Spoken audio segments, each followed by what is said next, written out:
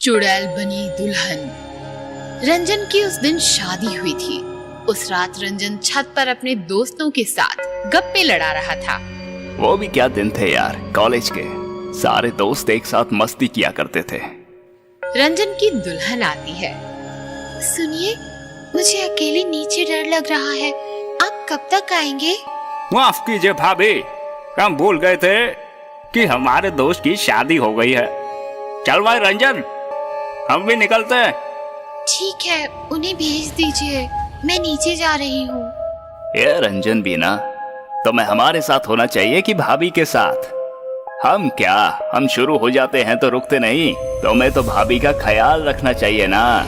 चलो भाई चलो, नीचे चलो, मुझे भी घर जाना है।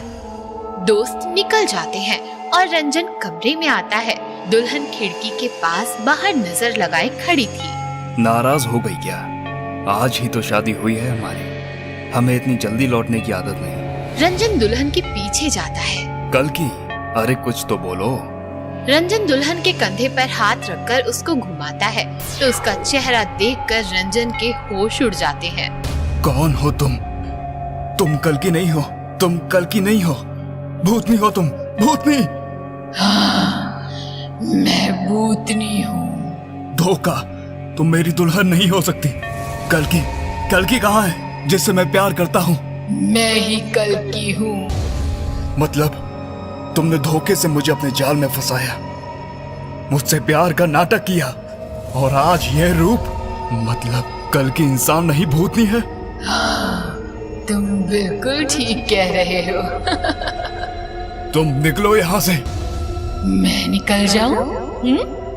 मैं भूतनी ही सही, पर तुम्हारी पत्नी हूँ। 7 जन्म निभाने का वादा किया है तुमने, और पहली रात ही घर के बाहर निकल जाऊं? पाप लगेगा, पाप। हे भगवान, क्या करूं? मुझे अपनी पत्नी के रूप में स्वीकार करो और मेरी भूख मिटाओ। कैसी भूख? मैं तुम्हारे दोस्तों को खाना चाहती हूँ। यह क्या बक रही हो? वो दोस्त हैं मेरे। और मैं तुम्हारी पत्नी हूँ। मेरी हर जरूरत पूरी करने की कसम खाई है तुमने, ईश्वर साक्ष। अब अगर भूख नहीं मिटाई तो पाप लगेगा, पाप। हे भगवान, मैं तो बड़े ही धर्म संकट में फंस गया। मैं अब सो रही हूँ, पूरी रात है तुम्हारे पास। सोच लो, अमावस की 3 रातें, तुम्हारे 3 दोस्त। अगर तुमने दोस्तों की कुर्बानी दी तो मैं 3 अमावस के बाद खुद चली जाऊंगी और तुम्हें शादी के बंधन से मुक्त कर दूंगी। और मैंने मना कर दिया तो जिंदगी भर तुम्हें इस विवाह के बंधन से मुक्ति नहीं मिलेगी। ऐसा कहकर दुल्हन सो जाती है और रंजन रात भर सोचता रहता है। सुबह होती है तो रंजन दोस्तों से मिलने जाता है। रंजन, इतनी सुबह सुबह क्यों बुलाया? मुझे तुम तीनों से जरूरी बात करनी है। ऐसा कहकर रंजन तीनों दोस्तों को सारी हकीकत बता देता है। रंजन की बात सुनकर दोस्त चौंक जाते हैं। तुम ही बताओ यारो, अब मैं क्या करूं? तू चिंता ना कर रंजन, हम तुम्हें इस विवाह से मुक्त करने के लिए तैयार हैं। आज अमावस की रात है, पहली कुर्बानी मैं दूंगा। रात होती है, कुंदन रंजन के घर पहुंच जाता है। भाभी कहाँ है रंजन? वो कमरे में है। ठीक है, मैं अंदर जाता हूँ। रुक कुंदन, अब हम कभी नहीं मिलेंगे। ठीक से गले तो मिल लूं। दोनों दोस्त रोते हुए एक दूसरे के गले लगते हैं। खुद को संभाल रंजन, आता हूँ मैं। कुंदन कमरे में चला जाता है। दुल्हन कमरे का दरवाजा बंद कर लेती है। वापस जाना चाहते हो? नहीं, मेरे साथ जो करना है करो, मैं तैयार हूँ। ठीक है, जैसी तुम्हारी इच्छा। दुल्हन भयंकर भूतनी बन जाती है और कुंदन को खा जाती है। ठीक इसी प्रकार दुल्हन कैलाश और रमेश को भी खा जाती है। तीनों को तो निकल गई, अब मुझे भी निकल जा। मुझे इस विवाह से नहीं, इस संसार से मुक्त कर दे। अब मैं जी कर क्या करूंगा? धैर्य रखो, पूर्णिमा की रात सारे सवालों के जवाब मिल जाएंगे। आखिर पूर्णिमा की रात आ ही जाती है। आसमान में चांद खिल उठता है। बताओ, क्या बताना चाहती हो? पूछोगे नहीं मैंने ऐसा क्यों किया? अब पूछकर क्या फायदा? मेरे दोस्त थोड़ी वापस आने वाले हैं। चलो ठीक है, मैं बताती हूँ। 100 साल पहले की बात है।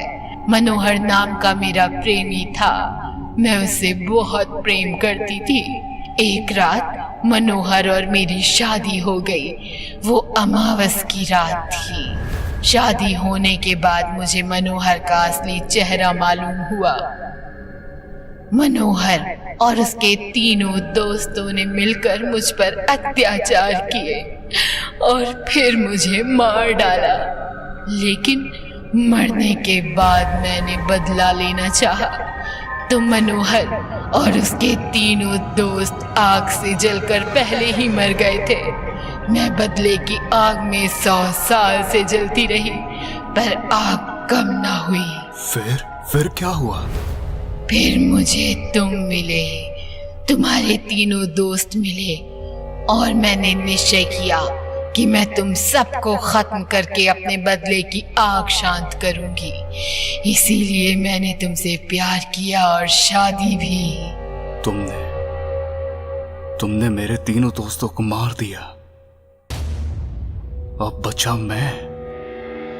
मुझे भी मार दो, तुम्हारा बदला पूरा हो जाएगा।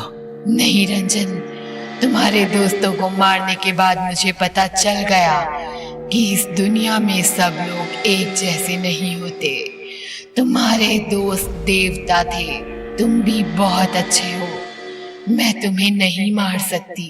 मैं तुम्हारे आगे भीख मांगता हूँ, मुझे भी मार दो। मैं अकेला नहीं जी सकता। मैं अब इस दुनिया से जा रही हूँ रंजन।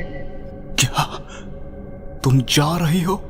मैं जा रही हूँ, लेकिन तुम्हारे तीनों दोस्त तुम्हें लौटा कर जा रहे हैं। मेरे बदले की आग अब शांत हो चुकी है। अब मुझे किसी से बदला नहीं लेना। तुम्हारे दोस्त तुम्हारा इंतजार कर रहे हैं रंजन। अलविदा, अलविदा। ऐसा कहकर दुल्हन गायब हो जाती है। तभी रंजन को आवाज आती है, अरे रंजन, कहाँ हो तुम? रंजन बाहर आता है तो देखता है कि तीनों दोस्त उसका इंतजार कर रहे हैं। रंजन भागता हुआ जाता है और तीनों से लिपट लिपट कर रोने लगता है। प्यासी आत्मा।